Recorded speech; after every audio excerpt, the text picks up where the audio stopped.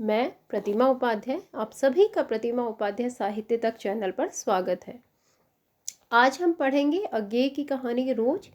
इस कहानी को गैंग्रीन नाम से भी जाना जाता है। गैंग्रीन एक तरीके की बीमारी है। जब शरीर के किसी भाग में चोट लग जाती है और वह चोट सही तरीके से ठीक नहीं होती, तब कुछ दिनों के बाद वह स्थान सड़ने लगता है। उसे गैंग्रीन कहा जाता है। गैंग्रीन कहानी का थोड़ा सा परिचय देख लेते हैं। यह कहानी पहले गैंग्रीन नाम से छपी अज्ञेय की कहानी संग्रह विपथिका में। इसके बाद जब इस कहानी का 5वां संस्करण आया 1990 में, तो अज्ञेय ने इस कहानी की मूल संवेदना को देखते हुए इस कहानी के शीर्षक को बदलकर इसको रोज शीर्षक दे दिया। यह कहानी अकेलेपन में घुटती हुई अभावग्रस्त, निरस, उदास जीवन में छटपटाती स्त्री की कहानी है। एक ऐसी निरस दिनचर्या जिसका कोई भविष्य नहीं है। मालती की इस दिनचर्या में धीरे धीरे अकेलापन पसरता जाता है। ऐसा अकेलापन जिसमें जीवन जीने की इच्छा खत्म हो गई है। मालती जो बचपन में एकदम प्रसन्नचित्त रहती थी, हंसती खेलती रहती थी, उसका व्यक्तित्व विवाहित होने पर एकदम बदल जाता है। बचपन की खुशहाल लड़की विवाह के पश्चात क्यों ऊब, निराशा एवं संवादहीनता से भर जाती है, ऐसे जीवन के कारणों को समझने की कोशिश इस रोज कहानी में की गई है। देखते हैं इस कहानी के पात्रों को। मालती है इस कहानी में, जो कहानी की नायिका है। महेश्वर मालती का पति, टीटी महेश्वर और मालती का पुत्र। कथावाचक मालती के बचपन का मित्र है, साथ ही दूर के रिश्ते का भाई है। इस कथावाचक के माध्यम से ही पूरी कहानी को दर्ज किया गया है। आइए बढ़ते हैं कहानी की ओर। दोपहर में उस सूने आंगन में पैर रखते हुए मुझे ऐसा जान पड़ा मानो उस पर किसी शाप की छाया मंडरा रही हो। उसके वातावरण में कुछ ऐसा अकथ्य, अस्पर्श, किंतु फिर भी बोझल और प्रकंपमान और घना सा फैल रहा था। मेरी आहट सुनते ही मालती बाहर निकली। मुझे देखकर, पहचान कर उसकी मुरझाई हुई मुखमुद्रा तनिक से मीठे विस्मय से जागी सी और फिर पूर्ववत हो गई। उसने कहा, आ जाओ, और बिना उत्तर की प्रतीक्षा किए भीतर की ओर चली। मैं भी उसके पीछे हो लिया। भीतर पहुंचकर मैंने पूछा, वे यहाँ नहीं हैं? अभी आए नहीं, दफ्तर में हैं, थोड़ी देर में आ जाएंगे। कोई 1:30-2 बजे आया करते हैं। कब के गए हुए हैं? सवेरे उठते ही चले जाते हैं। मैं हूँ कर पूछने को हुआ, और तुम इतनी देर क्या करती हो? पर फिर सोचा, आते ही एकाएक प्रश्न ठीक नहीं है। मैं कमरे के चारों ओर देखने लगा। मालती एक पंखा उठा लाई और मुझे हवा करने लगी। मैंने आपत्ति करते हुए कहा, नहीं, मुझे नहीं चाहिए। पर वह नहीं मानी, बोली, वाह, चाहिए कैसे नहीं? इतनी धूप में तो आए हो यहाँ तो। मैंने कहा, अच्छा लाओ, मुझे दे दो। वह शायद ना करने वाली थी, पर तभी दूसरे कमरे से शिशु के रोने की आवाज़ सुनकर उसने चुपचाप पंखा मुझे दे दिया और घुटनों पर हाथ टेककर एक थकी हुई हूँ करके उठी और भीतर चली गई। मैं उसके जाते हुए दुबले शरीर को देखकर सोचता रहा, यह क्या, यह कैसी छाया सी इस घर पर छाई हुई है। मालती मेरे दूर के रिश्ते की बहन है, किंतु उसे सखी कहना ही उचित है, क्योंकि हमारा परस्पर संबंध सख्य का ही रहा है। हम बचपन से इकट्ठे खेले हैं, इकट्ठे लड़े और पिटे हैं, और हमारी पढ़ाई भी बहुत सी इकट्ठे ही हुई थी, और हमारा व्यवहार में सदा सख्य की स्वेच्छा और स्वच्छंदता रही है। वह कभी भ्रातृत्व के या बड़े छोटेपन के बंधनों में नहीं घिरा। मैं आज कोई 4 वर्ष बाद उसे देखने आया हूँ। जब मैंने उसे इससे पूर्व देखा था तब वह लड़की ही थी। अब वह विवाहिता है, एक बच्चे की माँ भी है। इससे कोई परिवर्तन उसमें आया होगा, और यदि आया होगा तो क्या, यह मैंने अभी तक सोचा नहीं था। किंतु अब उसकी पीठ की ओर देखता हुआ मैं सोच रहा था, यह कैसी छाया इस घर पर छाई हुई है। और विशेषतः मालती पर। मालती बच्चे को लेकर लौट आई और फिर मुझसे कुछ दूर नीचे बिछी हुई दरी पर बैठ गई। मैंने अपनी कुर्सी घुमाकर कुछ उसकी ओर उन्मुख होकर पूछा, इसका नाम क्या है? मालती ने बच्चे की ओर देखते हुए उत्तर दिया, नाम तो कोई निश्चित नहीं किया, वैसे टीटी कहते हैं। मैंने उसे बुलाया, टीटी टीटी आजा, पर वह अपनी बड़ी बड़ी आंखों से मेरी ओर देखता हुआ अपनी माँ से चिपट गया और रुआसा सा होकर कहने लगा, उह उह उह उह। मालती ने फिर उसकी ओर एक नज़र देखा और फिर बाहर आंगन की ओर देखने लगी। काफ़ी देर मौन रहा। थोड़ी देर तो वह मौन आकस्मिक ही था, जिसमें मैं प्रतीक्षा में था कि मालती कुछ पूछे, किंतु उसके बाद एकाएक मुझे ध्यान हुआ मालती ने कोई बात ही नहीं की। यह भी नहीं पूछा कि मैं कैसा हूँ, कैसे आया हूँ। चुप बैठी है। क्या विवाह के 2 वर्ष में ही वह बीते दिन भूल गई, या अब मुझे दूर इस विशेष अंतर पर रखना चाहती है, क्योंकि वह निर्बाध स्वच्छंदता अब तो नहीं हो सकती, पर फिर भी ऐसा मौन जैसा अजनबी से भी नहीं होना चाहिए। मैंने कुछ खिन्न सा होकर दूसरी ओर देखते हुए कहा, जान पड़ता है तुम्हें मेरे आने से विशेष प्रसन्नता नहीं हुई। उसने एकाएक चौंक कर कहा, हूँ? यह हूँ प्रश्नसूचक था, किंतु इसलिए नहीं कि मालती ने मेरी बात सुनी नहीं थी, केवल विस्मय के कारण। इसलिए मैंने अपनी बात दोहराई नहीं, चुप बैठा रहा। मालती कुछ बोली ही नहीं। तब थोड़ी देर बाद मैंने उसकी ओर देखा। वह एकटक मेरी ओर देख रही थी, किंतु मेरे उधर उन्मुख होते ही उसने आंखें नीची कर लीं। फिर भी मैंने देखा उन आंखों में कुछ विचित्र सा भाव था, मानो मालती के भीतर कहीं कुछ चेष्टा कर रहा हो, किसी बीती हुई बात को याद करने की, किसी बिखरे हुए वायुमंडल को पुनः जगाकर गतिमान करने की, किसी टूटे हुए व्यवहार तंतु को पुनर्जीवित करने की। और चेष्टा में सफल ना हो रहा हो, वैसे जैसे देर से प्रयोग में ना लाए हुए अंग को व्यक्ति एकाएक उठाने लगे और पाए कि वह उठता ही नहीं है। चिर विस्मृत में मानो मर गया है। उतने क्षीण बल से, यद्यपि वह सारा प्राप्य बल है, उठ नहीं सकता। मुझे ऐसा जान पड़ा मानो किसी जीवित प्राणी के गले में किसी मृत जंतु का तोक डाल दिया गया हो। वह उसे उतार कर फेंकना चाहे पर उतार ना पाए। तभी किसी ने किवाड़ खटखटाए। मैंने मालती की ओर देखा, पर वह हिली नहीं। जब किवाड़ दूसरी बार खटखटाए गए, तब वह शिशु को अलग करके उठी और किवाड़ खोलने गई। वे यानी मालती के पति आए। मैंने उन्हें पहली बार देखा था, यद्यपि फोटो से उन्हें पहचानता था। परिचय हुआ। मालती खाना तैयार करने आंगन में चली गई और हम दोनों भीतर बैठकर बातचीत करने लगे। उनकी नौकरी के बारे में, उनके जीवन के बारे में, उस स्थान के बारे में और ऐसे अन्य विषयों के बारे में जो पहले परिचय पर उठा करते हैं, एक तरह की स्वरक्षात्मक कवच बनाकर। मालती के पति का नाम है महेश्वर। वह एक पहाड़ी गांव के एक सरकारी डिस्पेंसरी में डॉक्टर हैं। उसी हैसियत से इन क्वार्टरों में रहते हैं। प्रातःकाल 7 बजे डिस्पेंसरी चले जाते हैं और 1:30 या 2 बजे लौटते हैं। उसके बाद दोपहर भर छुट्टी रहती है। केवल शाम को 1-2 घंटे फिर चक्कर लगाने के लिए जाते हैं। डिस्पेंसरी के साथ के छोटे से अस्पताल में पड़े हुए रोगियों को देखने और अन्य जरूरी हिदायतें करने उनका जीवन भी बिल्कुल एक निर्दिष्ट ढर्रे पर चलता है। नित्य वही काम, उसी प्रकार के मरीज, वही हिदायतें, वही नुस्खे, वही दवाइयाँ। वह स्वयं उकताए हुए हैं और इसलिए और साथ में इस भयंकर गर्मी के कारण वह अपने फुर्सत के समय भी सुस्त ही रहते हैं। मालती हम दोनों के लिए खाना ले आई। मैंने पूछा, तुम नहीं खाओगी या खा चुकी? महेश्वर बोले कुछ हंसकर, वह पीछे खाया करती है। पति 2:30 बजे खाना खाने आते हैं, इसलिए पत्नी 3 बजे तक भूखी बैठी रहेगी। महेश्वर खाना आरंभ करते हुए मेरी ओर देखकर बोले, आपको तो खाने का मज़ा क्या ही आएगा, ऐसे बेवक्त खा रहे हैं।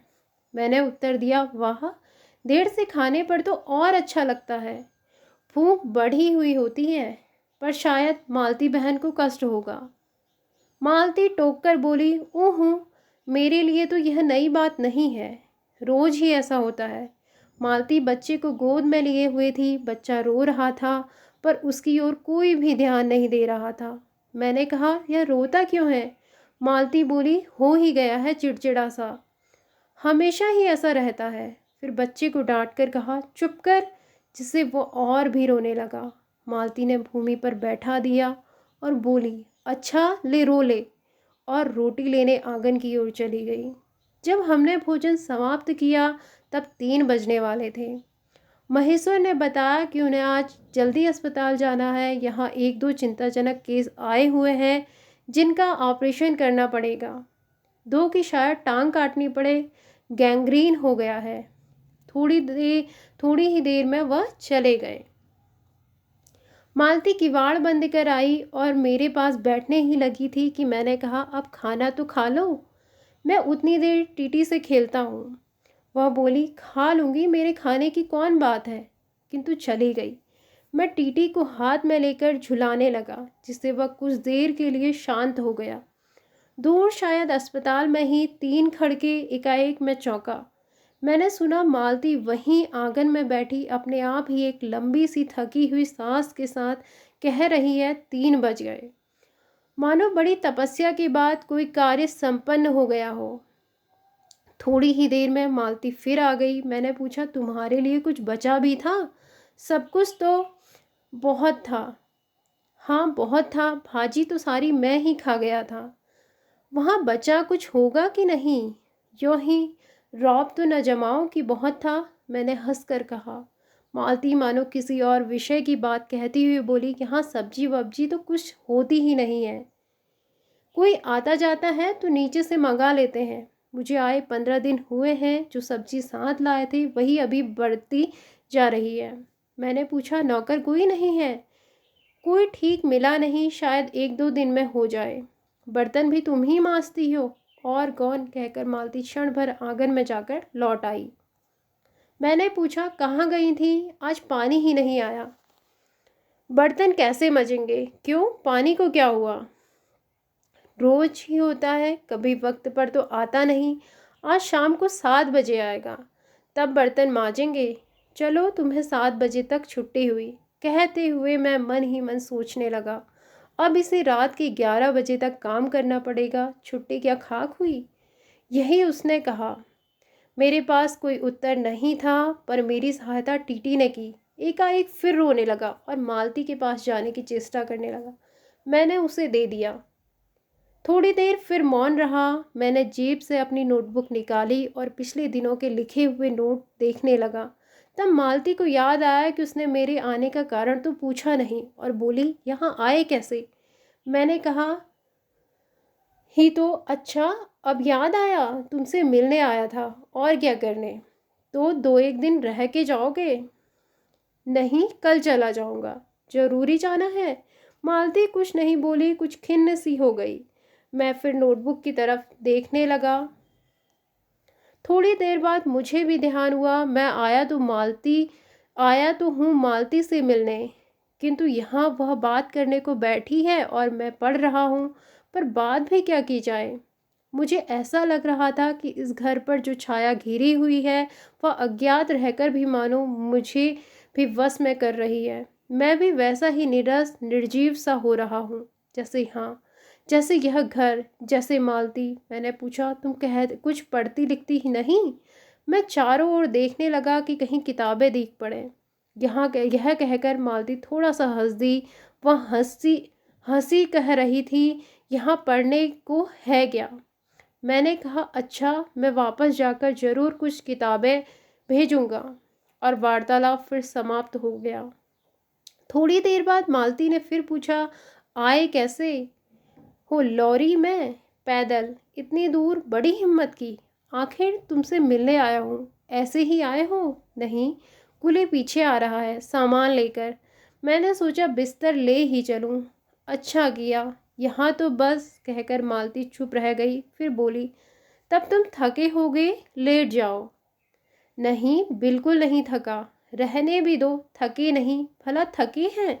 और तुम क्या करोगी? मैं बर्तन मांज रखती हूँ, पानी आएगा तो धुल जाएंगे।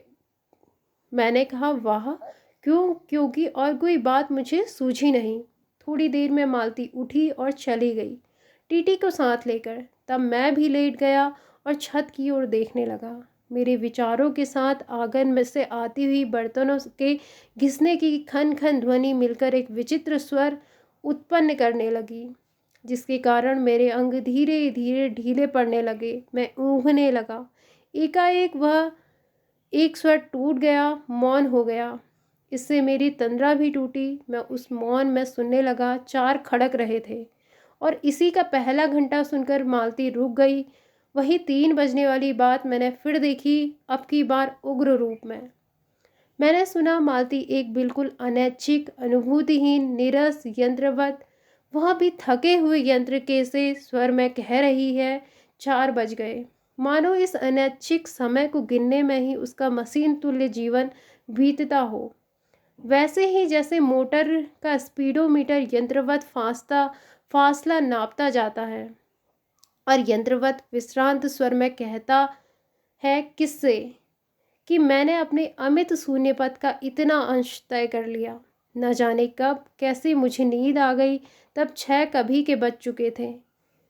जब किसी के आने की आहट से मेरी नींद खुली और मैंने देखा कि महेश्वर लौट आए हैं और उनके साथ ही बिस्तर लिए हुए मेरा कुली। मैंने मुंह धोने को पानी मांगने को ही था कि मुझे याद आया पानी नहीं होगा। मैंने हाथों से मुंह पोंछते पोंछते महेश्वर से पूछा, आपने बड़ी देर की? उन्होंने किंचित ग्लानि भरे स्वर में कहा, हाँ, आज वह गैंग्रीन का ऑपरेशन करना ही पड़ा। एक कर आया हूँ, दूसरे को एम्बुलेंस में बड़े अस्पताल भिजवा दिया है। मैंने पूछा, गैंग्रीन कैसे हो गया? एक कांटा चुभा था, उसी से हो गया। बड़े लापरवाह लोग होते हैं यहाँ के। मैंने पूछा, यहाँ आपको कैसे केस अच्छे मिल जाते हैं? आय के लिहाज से नहीं, डॉक्टरी के अभ्यास के लिए। बोले, हाँ, मिल ही जाते हैं। यहाँ गैंग्रीन हर दूसरे चौथे दिन एक केस आ जाता है, नीचे बड़े अस्पताल में भी। मालती आंगन से ही सुन रही थी, अब आ गई। बोली, हाँ, केस बनते देर क्या लगती है? कांटा चुभा था, इस पर टांग काटनी पड़े, यह भी कोई डॉक्टरी है? हर दूसरे दिन किसी की टांग, किसी की बाह काट आते हैं। इसी का नाम है अच्छा अभ्यास। महेश्वर हंस बोले, ना काटे तो उसकी जान गंवाएं। हाँ, पहले तो दुनिया में कांटे ही नहीं होते होंगे। आज तक तो सुना नहीं था कि कांटों के चुभने से मर जाते हैं। महेश्वर ने उत्तर नहीं दिया, मुस्कुरा दिए। मालती मेरी ओर देखकर बोली, ऐसे ही होते हैं डॉक्टर, सरकारी अस्पताल है ना, क्या परवाह है। मैं तो रोज ही ऐसी बातें सुनती हूँ। अब कोई मर मुर जाए तो ख्याल ही नहीं होता। पहले तो रात रात भर नींद नहीं आया करती थी। तभी आंगन में खुले हुए नल ने कहा, टिप टिप टिप टिप टिप। मालती ने कहा, पानी, और उठकर चली गई। खनखनाहट से हमने जाना बर्तन धोए जाने लगे हैं। टीटी महेश्वर की टांगों के सहारे खड़ा मेरी ओर देख रहा था। अब एकाएक उन्हें छोड़कर मालती की ओर खिसकता हुआ चला। महेश्वर ने कहा, उधर मत जा, और उसे गोद में उठा लिया। वह मचलने और चिल्ला चिल्ला कर रोने लगा। महेश्वर बोले, अब रो रो कर सो जाएगा, तभी घर में चैन होगा। मैंने पूछा, आप लोग भीतर ही सोते हैं? गर्मी तो बहुत होती है। होने को तो मच्छर भी बहुत होते हैं, पर यह लोहे के पलंग उठाकर बाहर कौन ले जाए? अब के नीचे जाएंगे तो चारपाई ले आएंगे। फिर कुछ रुककर बोले, आज तो बाहर ही सोएंगे, आपके आने का इतना लाभ ही होगा। टीटी अभी तक रोता ही जा रहा था। महेश्वर ने उसे एक पलंग पर बिठा दिया और पलंग बाहर खींचने लगे। मैंने कहा, मैं मदद करता हूँ, और दूसरी ओर से पलंग उठाकर निकलवा दिए। अब हम तीनों, महेश्वर, टीटी और मैं, 2 पलंग पर बैठ गए और वार्तालाप के लिए उपयुक्त विषय ना पाकर उस कमी को छिपाने के लिए टीटी से खेलने लगे। बाहर आकर वह कुछ चुप हो गया था, किंतु बीच बीच में जैसे एकाएक कोई भूला हुआ कर्तव्य याद करके रो उठता या और फिर एकदम चुप हो जाता। और कभी कभी हम हंस पड़ते थे या महेश्वर उसके बारे में कुछ बात कह देते थे। मालती बर्तन धो चुकी थी। जब वह उन्हें लेकर आंगन की ओर और रसोई के छप्पर की ओर चली, तब महेश्वर ने कहा, थोड़े से आम लाया हूँ, वह भी धो लेना। कहाँ हैं? अंगीठी पर रखे हैं, कागज में लिपटे हुए। मालती ने भीतर जाकर आम उठाए और अपने आंचल में डाल दिए। जिस कागज में वे लिपटे हुए थे वह किसी पुराने अखबार का टुकड़ा था। मालती चलती चलती संध्या के उस क्षण प्रकाश में उसी को पढ़ती जा रही थी। वह नल के पास जाकर खड़ी उसे पढ़ती रही। जब दोनों ओर पढ़ चुकी तब एक लंबी सांस लेकर उसे फेंककर आम धोने लगी। मुझे एकाएक याद आया, बहुत दिनों की बात थी जब हम स्कूल में भर्ती हुए ही थे, जब हमारा सबसे बड़ा सुख, सबसे बड़ी विजय थी हाजिरी हो चुकने के बाद चोरी से क्लास से निकल भागना और स्कूल से कुछ दूरी पर आम के बगीचे में पेड़ों पर चढ़कर कच्ची अमियाँ तोड़ तोड़ खाना। मुझे याद आया, कभी जब मैं भाग आता और मालती नहीं आ पाती थी तब मैं भी खिन्न मन लौट आया करता था। मालती कुछ नहीं पढ़ती थी, उसके माता पिता तंग थे। एक दिन उसके पिता ने उसे एक पुस्तक लाकर दी और कहा कि इसके 20 पेज रोज पढ़ा करो। हफ्ते भर बाद मैं देखूं कि इसे समाप्त कर चुकी हो, नहीं तो मार मार कर चमड़ी उधेड़ दूंगा। मालती ने चुपचाप किताब ले ली, पर क्या उसने पढ़ी? वह नित्य ही उसके 10 पन्ने 20 पेज फाड़ कर फेंक देती, अपने खेल में किसी भांति फर्क न पड़ने देती। जब 8वें दिन उसके पिता ने पूछा किताब समाप्त कर ली, तो उत्तर दिया हाँ कर ली। पिता ने कहा लाओ मैं प्रश्न पूछूंगा, तो चुप खड़ी रही। पिता ने कहा तो उद्धृत स्वर में बोली किताब मैंने फाड़ कर फेंक दी है, मैं नहीं पढ़ूंगी। उसके बाद वह बहुत पिटी, पर वह अलग बात है। इस समय मैं यही सोच रहा था कि वह उद्धृत और चंचल मालती आज कितनी सीधी हो गई है, कितनी शांत, एक अखबार के टुकड़े को तरसती है। यह क्या?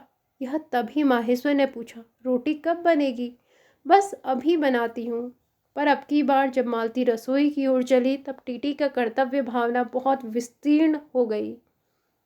वह मालती की ओर हाथ बढ़ाकर रोने लगा और नहीं माना। मालती उसे भी गोद में लेकर चली गई। रसोई में बैठकर एक हाथ से उसे थपकने और दूसरे से कई छोटे छोटे डिब्बे उठाकर अपने सामने रखने लगी। और हम दोनों चुपचाप रात्रि की और भोजन की और एक दूसरे के कुछ कहने की और न जाने किस किस न्यूनता की पूर्ति की प्रतीक्षा करने लगे।